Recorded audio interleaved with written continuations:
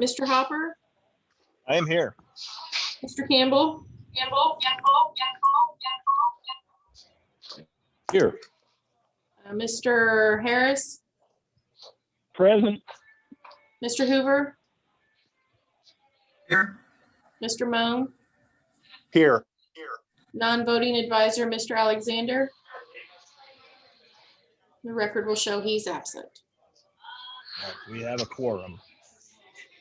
All right, the only thing on the agenda today, new business, the 523 South Madison Avenue project. I'll hand it over to whoever's going to start, kick us off there. All right, well, good morning, and thank everyone for attending this morning. The mayor believed that this subject that we've got here to discuss today was warranted a special meeting, and as a result, that's what we went ahead and scheduled for you at a singular topic, which involves 523 Madison Avenue. I'm Chuck Sogan, development consultant with the city, and part of my scope was dealing with the implementation of the downtown redevelopment plan. And the project that we're going to discuss this morning is certainly a critical element of that effort.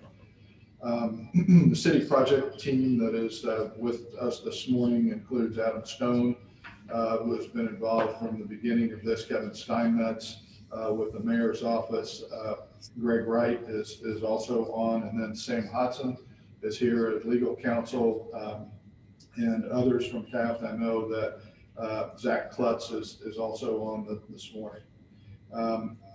All of us have been in this taking direction from the deputy mayor and the mayor to try to get to this point. In addition to our team, the developers represented this morning, Chris Reed is on with CRG, and then Clay Sheets and David Arnold are both also on from Great Lakes Capital Corporation.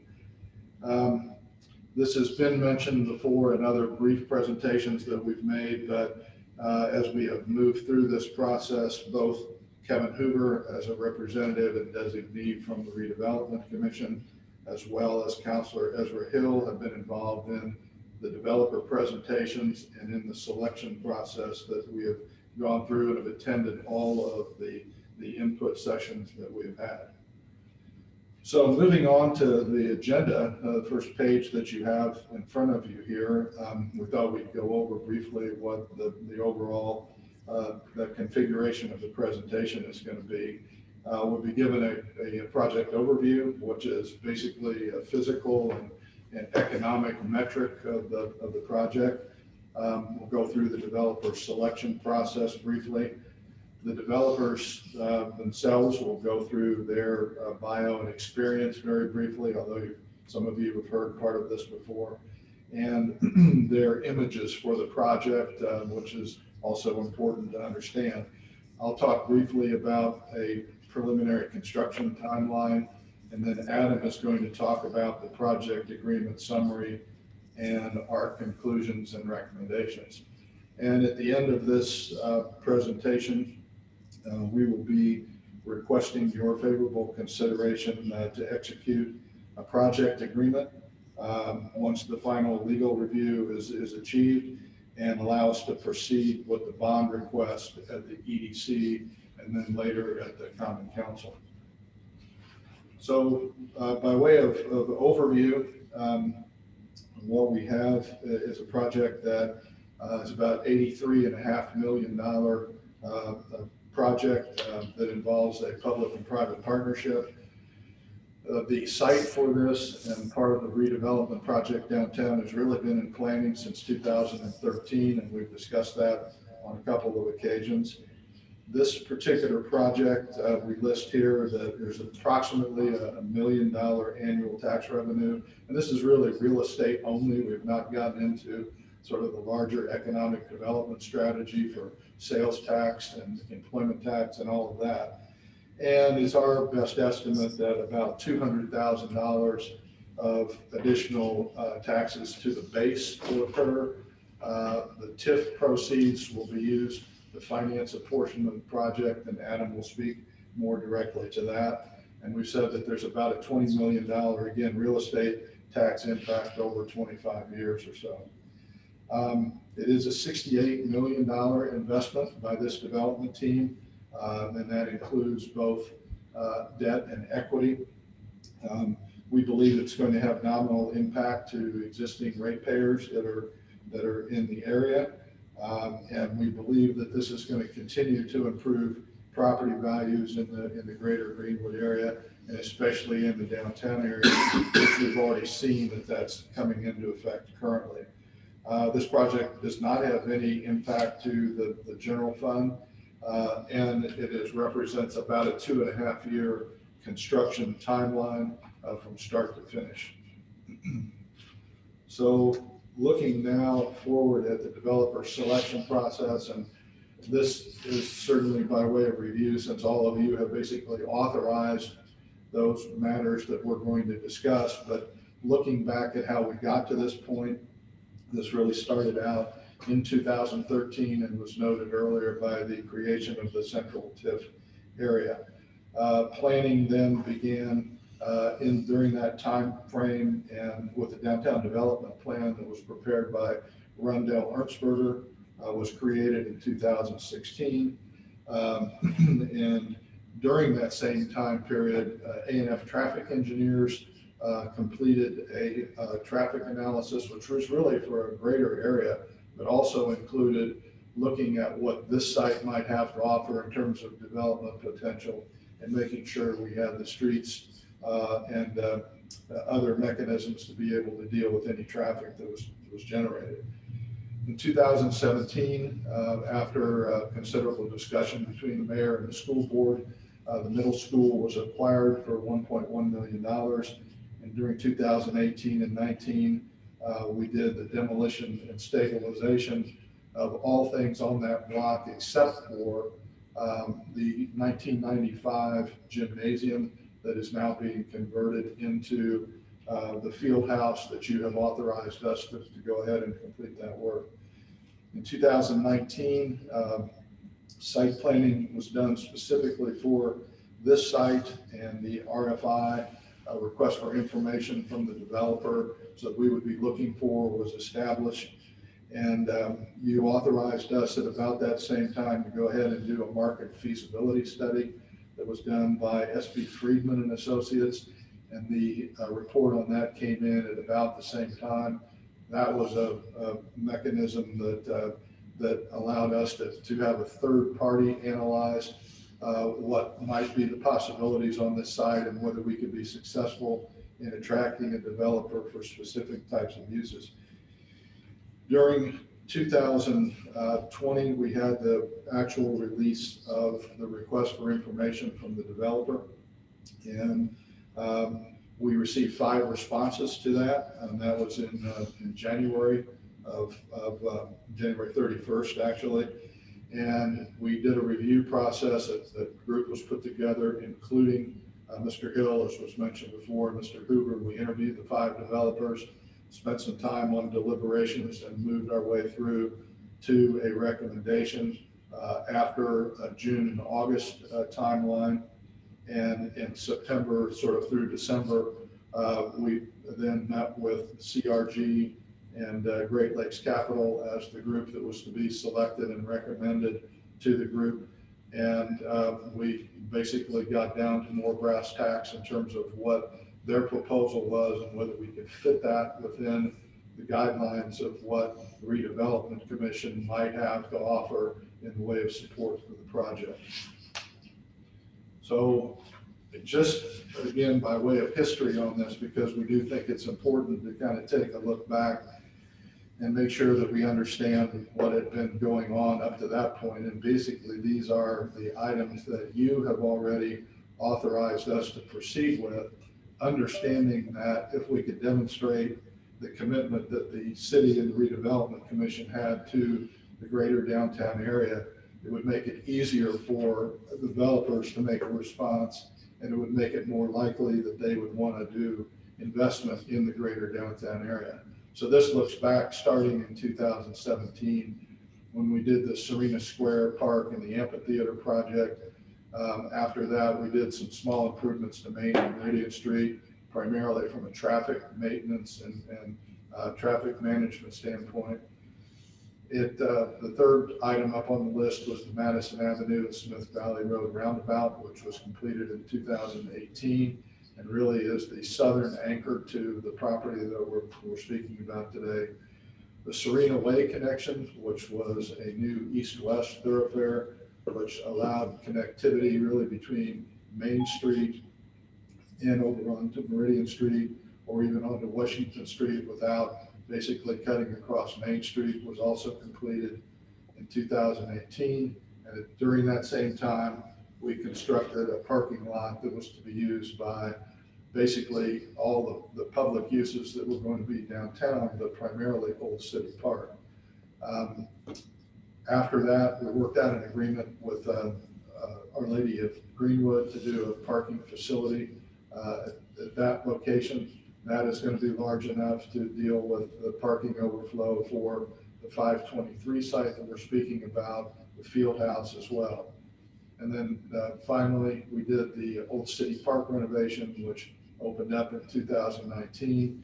You authorized a budget for that of about $5 million or so. That is a very popular addition to the downtown and is another basically building block for this project to begin to work around and work on from a marketing standpoint. We mentioned two other items that were there, some alley improvements that continue to be made, and the Main and Madison downtown streetscape, which we will be bringing to you later this year for authorization and improvements. So that is the backdrop from our perspective.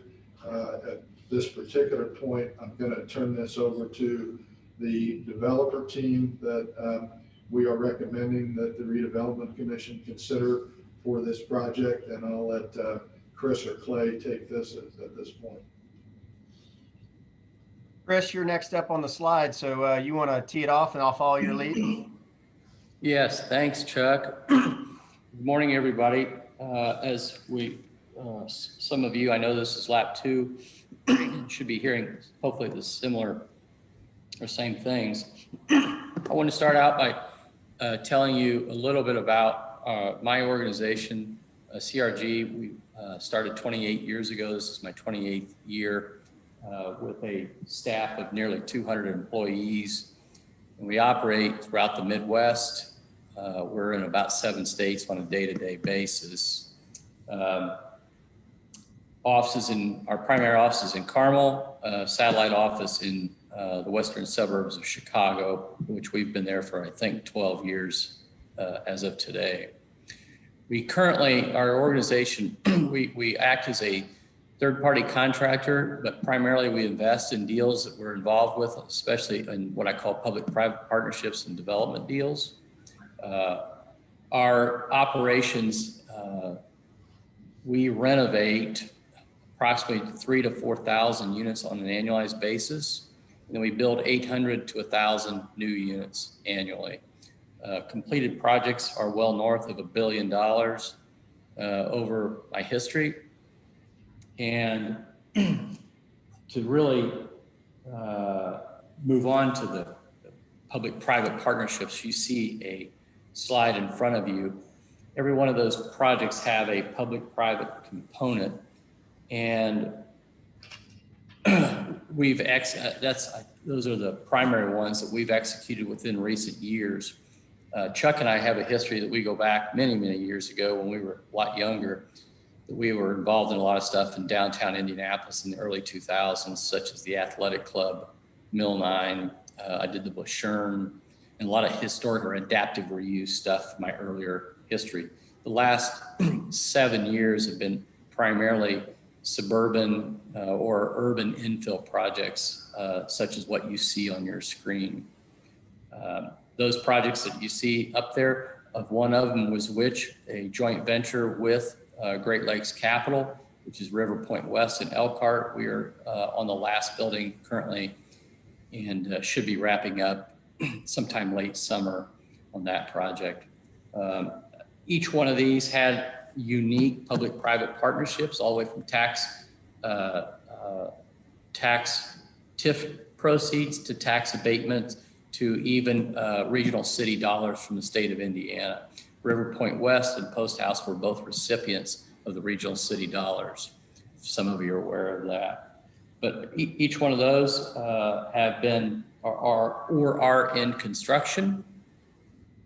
And I urge any one of you to contact the mayors and or economic development directors in any of those markets to ask if we have fulfilled exactly 100% of our promise, and anything that we have promised we've delivered on from that perspective.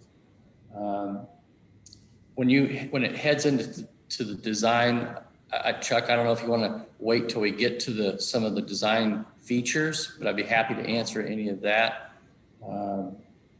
Yeah, why don't we wait until after Clay does that? And we can do that. Yes, I'm perfect with that. And then our last piece is, this isn't our first venture with Great Lakes. We've done multiples, and you'll see the Grandview 1 and 2, Elkhart River Point, and getting ready to do downtown. We have a project in downtown Traverse City that's tracking very similar time frame as this. And Clay and I have another one in on the south side of Bloomington that we have together, and probably another one in West Des Moines, Iowa. So that gives you a 30-second infomercial about us, kind of our history. Reputation wise, I think we have a flawless reputation, and my goal is to certainly end with this one. And last, I want to say, I'm very honored that we get this opportunity to invest in Greenwood. Clay, on to you. Thanks, Chris. Also, thank you, Chuck, and the commission. Very, very, very honored to be with you guys this morning, and also tell you that the team, and we shared this in the last meeting, the team that we've been working with on your side. It's been a long time coming, but we've got this negotiation, I think, behind us. We are fully committed to executing, to Chris's point, as promised, as advertised. And frankly, if we're fortunate enough to gain your support and that ultimately of the council and EDC, we look forward to getting to the real work and hopefully doing what we do best. In terms of Great Lakes Capital specifically, some of you have heard this before, so I'll keep it brief. But basically, we were founded in 2005 by Ryan Rands and Brad Toothaker. We are headquartered in South Bend with offices in Fort Wayne and Indianapolis. Dave Arnold, who is my partner and co-lead in this project, is on the call as well. He runs our Fort Wayne office, and I am leading our Indianapolis office, although frankly, we're pretty lean and mean on the development side in both of those two satellite offices. As you can see from the slide before you, we've had extensive experience in mixed use projects as well as public-private partnerships. Like Chris, I think we would be more than happy to share. In fact, Chuck and his team probably have already checked the box on this level of due diligence before we were fortunate enough to be selected. But for any of the rest of the commission or the administration of Mayor Myers, we would be happy to turn over the mayor's and EDC and planning folks contacts for any kind of referrals, just to double check what we're representing. But I think you'll find that we too are fortunate enough to benefit from a reputation well earned. And as Chris also alluded to, we have partnered with Chris in 3 deals that have been fully executed. They're on this slide as well: Grandview Flats 1 and 2, as well as the bottom right River Point West deal. So those are really done and dusted.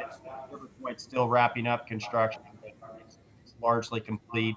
And then Chris alluded to some other deals that we have underway. There are specifically 4 projects, one in Traverse City that he mentioned, one in Bloomington that he mentioned, obviously the Greenwood project here. And then we're also working on a project in Carmel that's on the bottom left of this slide with Chris.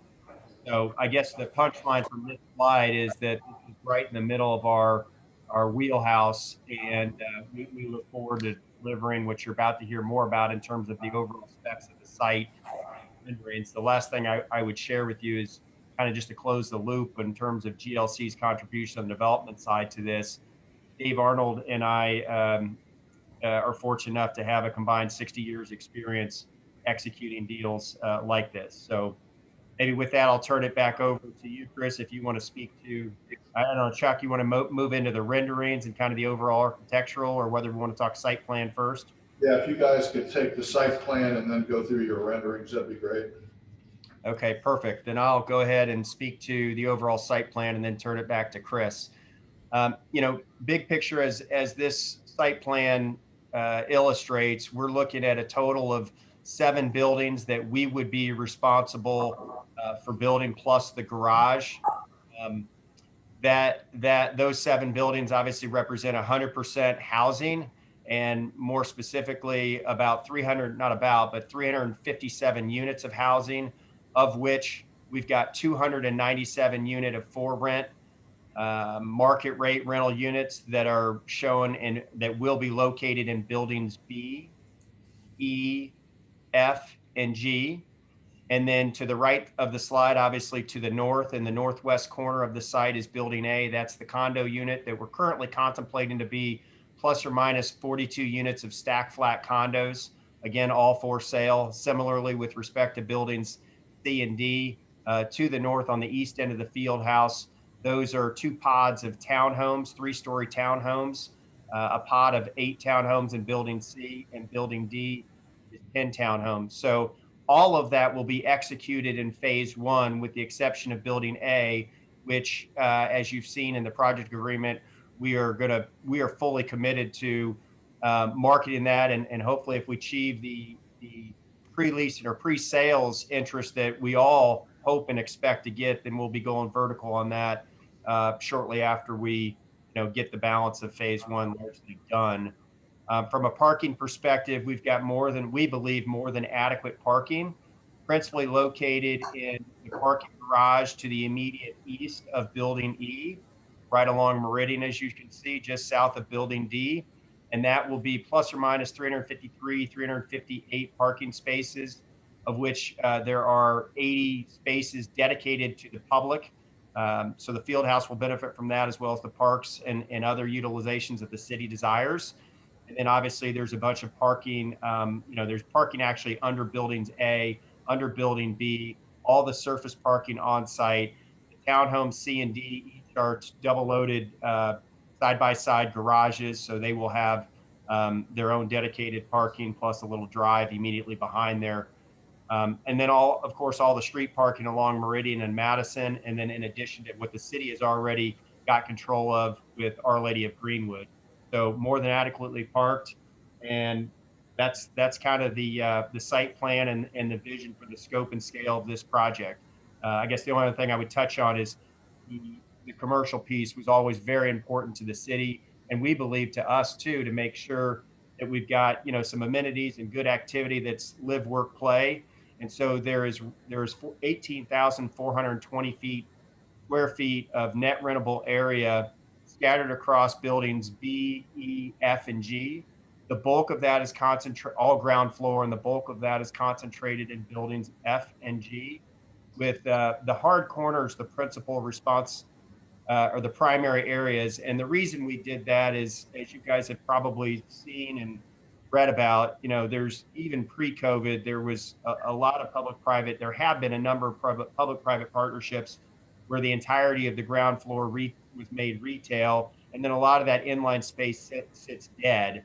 So the last thing I think I can't speak for the city, but the last thing that I think the city would want is a bunch of dead space in line. But having said that, what we have done has been very purposeful and intentional in creating the ability to potentially expand kind of accordion style the square footage that we have contemplated. So while COVID, hopefully with all the vaccinations underway, becomes in our rearview mirror soon, and we see some pickup in GDP and overall, user demand for retail and service providers, neighborhood service community providers, and restaurants coming back in full swing. We will not only absorb the 18,000, but what we did with buildings F and G is we've got them built in such a way that the ground floor is going to be intentionally designed and built for residential use on the inline space, not the hard corners. But if we find that there's increased demand on the commercial side, we can actually use that. They'll be fireproof between walls. we'll be able to deliver some additional square footage there should the market materialize. And I guess that's really it. I'll turn it back to you, Chris, for discussion on the renderings and construction and architectural elements. Thank you. Clay, thanks. Well said. You know, the key to these projects, from my perspective, is being a good listener. And I think our teams have conveyed that this is your project as well as it is ours. I mean, this is a partnership. And I think that Chuck and the team that was assembled to represent the Greenwood side of the partnership would say that we have been listening from virtually from day one. And that led into what is it that the city wants? What type of look do they want? And we use some of the existing structures in downtown Greenwood that began our basis of thought. And so I also say to you, if there's something that, if there's an opinion, we're still opening to listening. Please drive it through Chuck and that team. But we want this thing to be a timeless look, have an old town look that ties in to the existing facades that take place. So with several meetings with your team, CSO is our team architect, which has a long history and has executed several of these projects. What you see as a rendering is where we are as of today. And if there's any input that you guys have, we'd be always happy to listen. Our goal at the end of the day is this is your city, not mine. We want to be able to deliver a product that you guys are happy with, not just today, but for many, many years to come. If there's any questions, please let me know. But I feel like this is where we are from the first stages, multiple stages, but the first time you guys have probably seen all of these facades. So if there's anything, please let me know, and we'd be happy to answer any questions. All right, thanks, Chris. I know that we've worked through Mr. Hoover and Mr. Hill, and we've spent a lot more time on these, but I think it is important to understand that this design process is evolutionary. They're going to be submitting more detailed programmatic materials and specifics for us as we move along through the process. And between now and approximately July 1st, which is what we're looking at in terms of a potential start date, assuming that a lot of things would come on okay, that's the time that we would take to basically drill down a little bit further into the design details and work with Chris and Clay and David and their team to be able to do that. I do want to clarify one thing that Chris said. He said we go back a long ways. Chris and I were never partners or anything like that, but we competed against one another. And I think both of us appreciated what each other did, but it made it a lot easier for us as we went through this to understand the background and perhaps some of the other things that they've been able to deliver over the last 20 years or so. So I did want to clarify that. Competitors would be a good way to say it, right, Chuck? Yeah, absolutely. Except he lives in the neighborhood that we designed and built, so we know who wins that. So preliminary construction timeline, which is the next slide that's coming up that Adam has got for you. And we'll go through this fairly quickly. As was discussed, this project is going to start basically close to the south end of the field house with the parking garage construction, which is in the blue area, and then the green and yellow areas, which are shown, which is the major, the largest of the facilities that's going to be built, and principally residential that's there. Both of those, they have similar features to them, but they are different in terms of configuration. That is followed by buildings F and G down on the corner, which contain the retail elements to them. There is, for those of you who have looked at some of the earlier planning work done in this area, there is a major underground retention area right where the two arrows, just immediately east of building F and G, and that is part of the overall stormwater management system. There's also one that has already been constructed underneath the small roundabout area that comes into the field house. And the stormwater board is one of the basically investors in the project, and Adam will talk a little bit about that. The final three elements on the north side are the two condo projects. Both of those are marked as construction zones initially, but then they become the for sale product, with the last remaining one being building A at the hard corner there at Serena Way. We've got a little bit of work to do on that, and maybe some consideration even about dealing with some of the Duke power lines that go through there, which has been a challenge for the overall project here. For those of you who like to look at this in a Gantt chart, a little easier, this is our best estimate at this point of where things would start and how they would fit together. I'm not going to go over these item by item, but this will be a movable sort of situation as it relates to when their financing comes together and when we'd be ready to start. So I will turn this over now to Adam to talk about the project agreement and its specifics. Thank you, Chuck. Hope everyone can hear me okay. So for those of you that may not know me, my name is Adam Stone. I've had the pleasure to serve as the Greenwood Redevelopment Commission financial advisor, really dating back to about 2012. So my familiarity with the central TIF dates back to the origination of that area. With regards to this project, I have had the pleasure to be essentially appointed by city officials to serve in a special economic development project management capacity. As Chuck said, we've been working over the last 15 months or more, working actively with the selection and then ultimately with the down selection and negotiation process with the developers and their joint venture. Specifically, my role there has been to ultimately save time for city officials and effectively serve as kind of the single point of contact for the developer and all the various stakeholders that have been involved in this, both internally with the city and then their professionals. And our hope there is that has made the experience both ultimately more effective, and then ultimately has provided a voice for the city of Greenwood on their interest, so that there was appropriate representation on the financial side throughout all of the design and economic agreement type items to try to ultimately put together the economics of a project agreement that is a win-win for both the public and private entities involved. So today, what I'd like to do is quickly just run through the high levels of the project agreement that would be ultimately required as a part of the TIF pledge resolution that you're looking at today.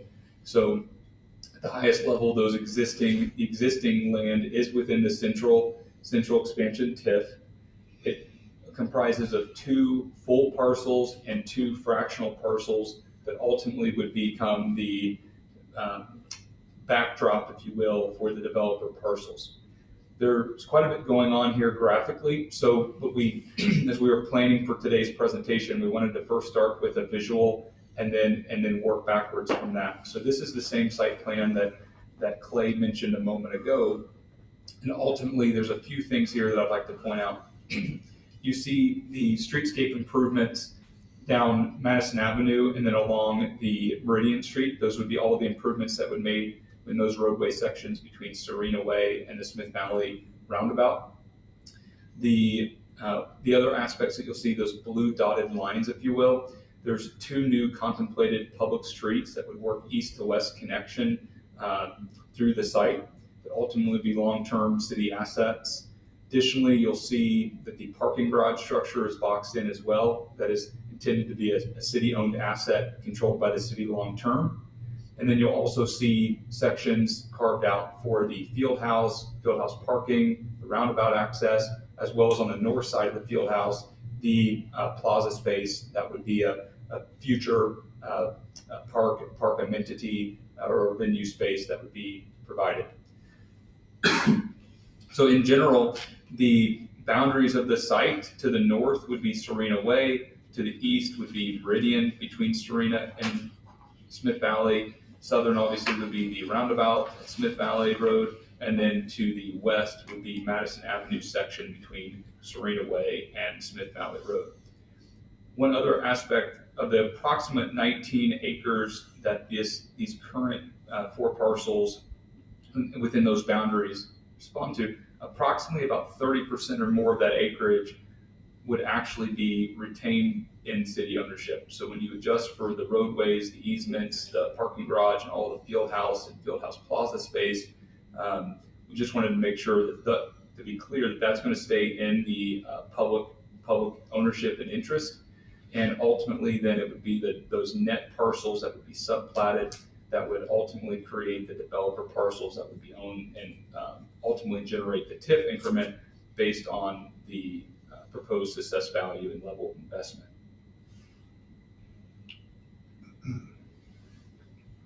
Looking a little bit more specifically throughout the high points of the project agreement, it is a joint venture that the city would be entering into between Great Lakes Capital and CRG.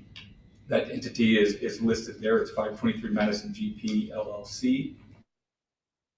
Previously, what we have brought before you is the non-binding memo of understanding. This project, if approved, would supersede that, as that non-binding memo of understanding expires on April 1st. Within the project agreement, there are binding performance milestones that track towards the broader closings of both the bonds that would be anticipated, ultimately the land closure and transaction, and then ultimately construction commencement, as well as the land option for what is referred to as phase 2, which is essentially the condos in building A on the northwest corner of the site. So there are key kind of performance dates and milestones outlined within that to protect the city's interest. Assuming both phases close within their scheduled and allotted time, essentially this would create 2 separate land closures. So the first phase 1 would be all of the for sale and for rent properties, but for what is reserved for building A, and that would be sold to the developer's joint venture for $500,000. The developer then has approximately 18 months with various 3-6-month check-in period milestones to meet the pre-sale requirements in order to construct building A, which is the multi-story condo development. That is structured as effectively a land purchase option. So if they meet those, they would have the right to buy the land under building A for an additional $500,000. At any point, if they choose to waive that right or do not meet the timelines, then that option expires, and that land stays in the public benefit. Chris and Clay mentioned some of the developer requirements begin at a high point over 297 market rental units, over 18,000 square feet of retail and office space, and over 60 new housing units comprised between the condo and the townhome structure. They would be required to build and construct the parking garage. Ultimately, that would be of the long-term control of the city. The total number of spaces there are approximately 358, but effectively from day one, the city would have a user of those spaces of approximately 79 or 80% of the spaces. They have agreed to pay their effective pro rata share of all operating costs, as well as an annual capital reserve to maintain that garage based on their utilization, with the only caveat being they have a ramp up period over approximately 27 months, I believe, to phase in. So they essentially earn into that as they lease out their units. Looking to the right on the public realm improvements. So the parking garage is estimated to cost $7.1 million. That is structured as a not to exceed amount within the agreement. There's approximately $3 million anticipated in streetscape improvements and stormwater drainage improvements that are within the public realm aspect of Madison, the sections of Madison and Meridian Avenue. And then lastly, the 2 new streets that the developer would build and be dedicated to the city are anticipated to cost $952,000. The total amount of direct city participation into the developer parcels really comprise of site improvements. So this is utility, site work, grading, and various different site preparation fees that ultimately the city would be contributing $4.3 million to. That's the gross amount. And then ultimately at closing, assuming both phase 1 and phase 2 land sales are triggered, the city would recoup essentially $1 million back cash at closing for those investments. Based on the projected assessed value, this is currently estimated anywhere between 35 to $47 million worth of commercial captured AV, with an additional $20 million worth of assessed value for the for sale properties. Based off that, you'll see here in a moment the projected both total tax revenue for real estate as well as TIF tax revenue forecast over the remaining life of the central TIF. Essentially, the developer would be purchasing a bond in the amount of approximately $12.8 million to serve as a way to recruit some of those new taxes that are effectively serve as a tax rebate on those items. There's a central TIF bond that would be used and ultimately approved by council with regards to the funding source for the public realm improvements that are listed above. And then ultimately, Stormwater Utility Board has also committed approximately $1 million towards the stormwater drainage improvements along Madison and Meridian Avenue as well.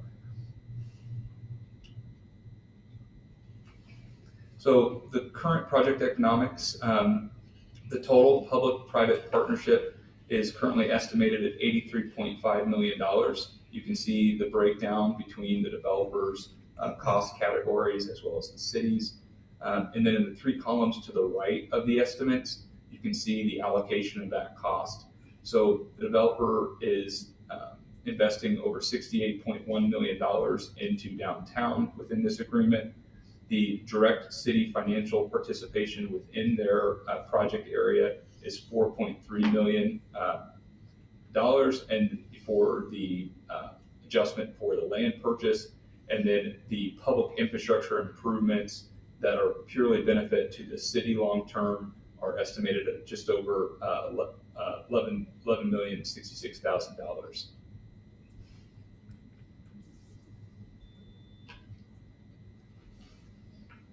One of the questions that we have received that we wanted to make sure to inform everyone on is relative to the local tax impact of existing base overlapping units, as well as any nearby residents or stakeholders to this project area. So what we would like to do is walk through each of these charts briefly, just to show you some data that would be meaningful for those individuals. The first on the top left, that is you can actually see it starts back to 2016 and it comes up to current. That's the current base and captured assessed values for the central expansion allocation area.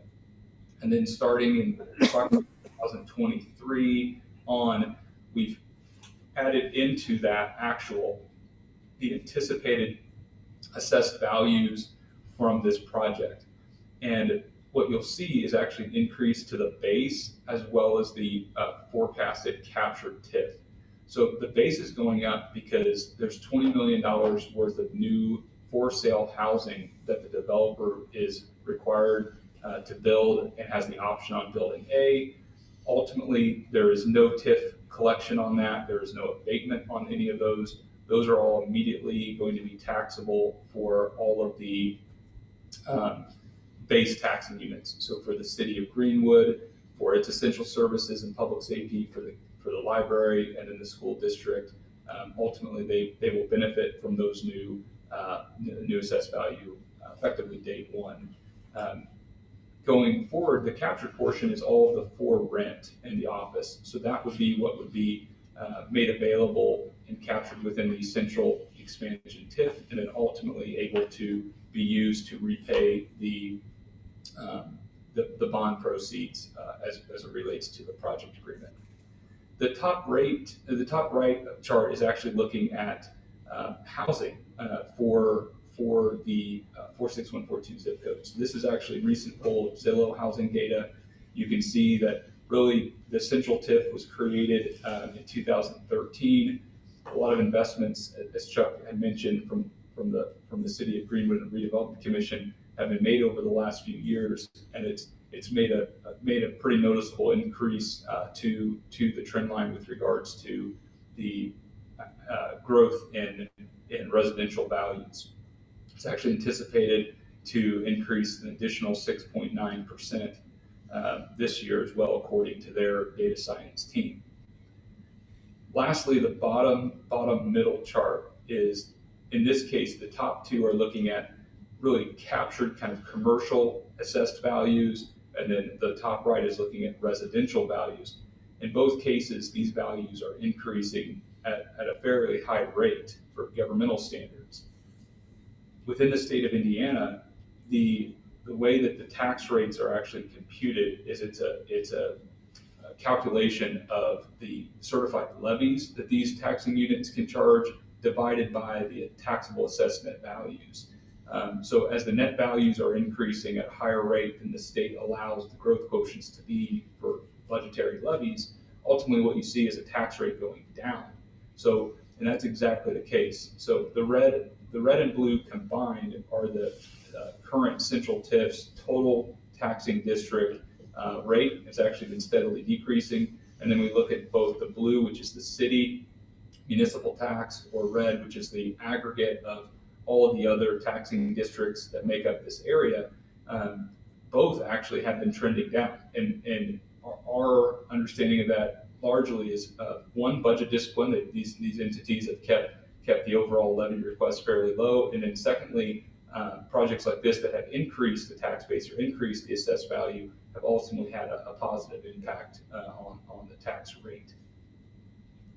So one thing that we would expect is a continuation, if not an acceleration of this.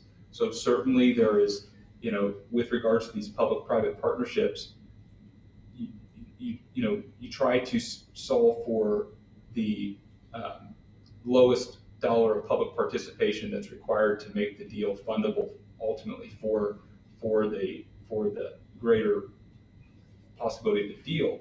And then what we rely on is that there's other economic activity and growth. I can tell you that those conversations are already being had, and ultimately we think that this would ultimately create additional demand for the area, which would ultimately then create opportunities for less and less public participation as we proceed. So looking at the actual tax forecast here, couple assumptions. This is a little atypical in our forecast in that it includes a straight line 3% growth. So on average, we're assuming a $47 million for rent captured and $20 million in for sale. So we're assuming a starting fully constructed assessed value of $67 million. And then we're just growing that at a straight line, both on the for rent and for sale side by a conservative 3% straight line growth estimate. The first, obviously this is currently city-owned land, so there's zero taxes paid currently. As the developer would build this, there would be partial assessed values that would start to come online. And this does assume that both phase 1 and phase 2 all are constructed as planned. And what you'll see in the blue line is that's the projected gross taxes off the new real estate that would be to the benefit of all of the overlapping tax districts, city included. And it really starts out just around $1 million and then grows from there. The next two lines, the red line, if you will, is the projected tax increment finance portion of that it would be captured by the central expansion TIF district.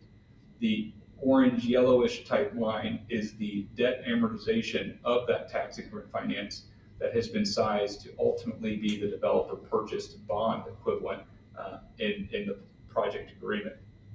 And then the difference or the delta between the blue line and the red line is really what would be immediately available to all of the base taxing units, city fire, city police, as well as the Greenwood School Corporation and library and county for that matter. So with regards to what's next, so the resolution that you have before you today is a TIF pledge. So it's pledging the future tax increment finance from these parcels to the benefit of the project agreement. From today, we're recommending approval of that resolution. From there, the next step would be to go to the Economic Development Corporation. These are all from the developer purchase side. These are technically economic development bonds. So they would go to that body for findings of fact, and then ultimately would go to the council to approve both the developer bond, the economic development bonds, if you will, and then ultimately the central TIF public participation bonds that would be structured as a bond anticipation note that would be drawn down if and as the construction is developed. So as far as a timeline here, tentatively, we're looking at getting the project agreement approved, getting ultimately the next action for you all would be to review the bond resolution, I believe next week with regards to the central TIF bond. Those would then obviously go through the developer bond, would go to the EDC, and the central TIF bonds would go to the council for approval. Assuming all of those ordinances and bond approvals have been done, the sequences of closing that we're currently working through would be the first closing would be the developer bond. That would allow them, the developer, to finalize their financial package with their commercial loan for their third-party financing to develop their project. From once they've secured their financing, then we would be able to transact the land and then ultimately close the bond anticipation note for the city and start construction commencement once the developer has cleared all the permitting and entitlement phases. Obviously, there's a long way to go with regards to the agreements of this and the approvals.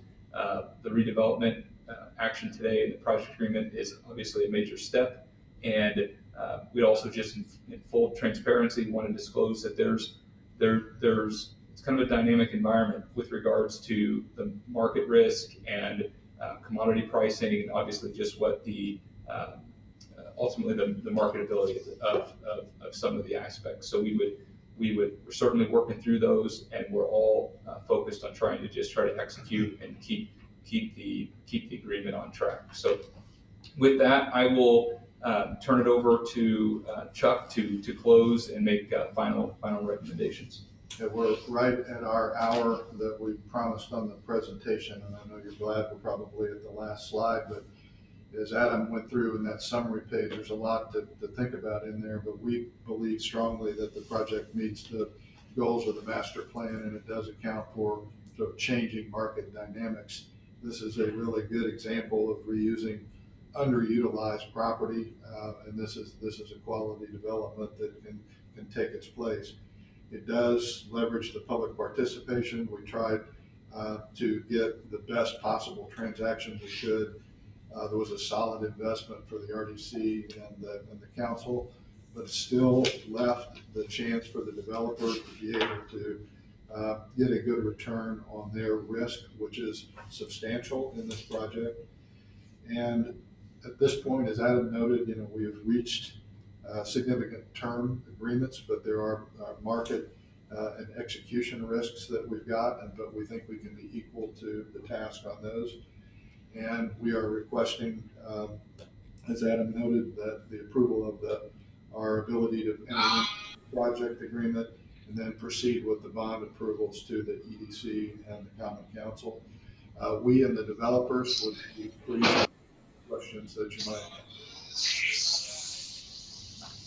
All right, thanks everybody. Any questions from the commission members?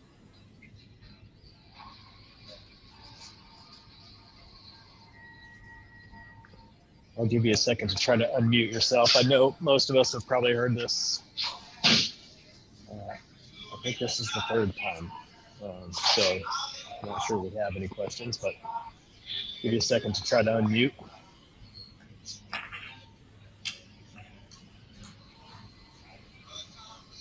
I've got no questions. A great presentation all around. Appreciate Hey, the Brian, effort.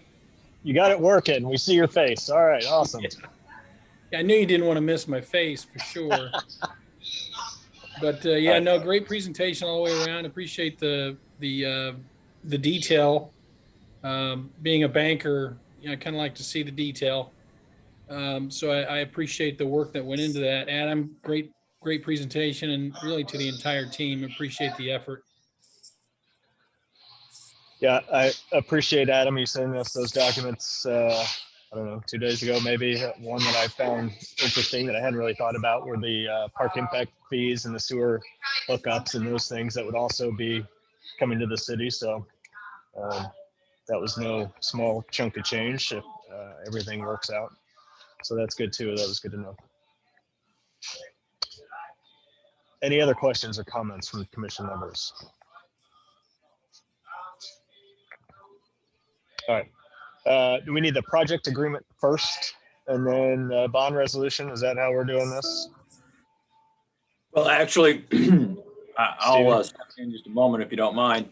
Sure. As I understand it, the intention was that the pledge resolution that has been presented to you is all that you need to approve. And within the, I think it's section 6, maybe it's section 7 of that pledge resolution, it delegates authority to the officers of the RDC to execute a project agreement and financing agreement consistent with the resolution. So you're not specifically approving the project agreement itself in its current form. You are delegating authority to your RDC officers to do that once the final version of the project agreement is finalized. Okay. And that's acceptable to all the lawyers who have looked at this? It's acceptable to me. And we've Okay. done that in previous situations numerous times. All right. Sam? Fine. Okay. All right then. So all we need is a motion to approve. Is it resolution 2021-03? Is that the correct title of it? Yes. Number? Okay. All right. I'll accept a motion to approve resolution 2021-03. Mr. President, I'll move that we approve pledge resolution 2021-03 in the form presented. Motion I'll by second Mr. that. Hoover, second by Mr. Moan. Thank you, sir. Any further discussion from commission members? All right, hearing none. All those in favor, aye. Aye. Aye. All those Aye. opposed, nay. All right, motion to approve resolution 2021-03 is approved 5-0. I think that's it. Any other business to come before the commission today? Anybody else have anything?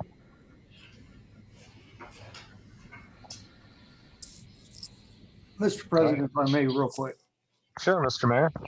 I just want to thank all of my team again that has worked so hard on this. Chuck, Kevin, Adam, Sam. They've done an amazing job. Chris Reed, you and your team, along with Clay, have done an amazing job. This is probably one of the most exciting things that we're going to be doing for the city for many years to come. So really excited about it. Really want to thank you all for what you put together. And we really look forward to marching on down the road with this. So thank you. Yep. Let's pray for great weather. That way construction can get moving and no delays. So, yeah. Right. If it rains, it only rains on days you guys are taking off. Let's hope for that. All right. Anything else from anybody? All right, hearing nothing, we will adjourn. Thank you very much, everybody. Thank you, everyone. Thank you. everybody. Thank you.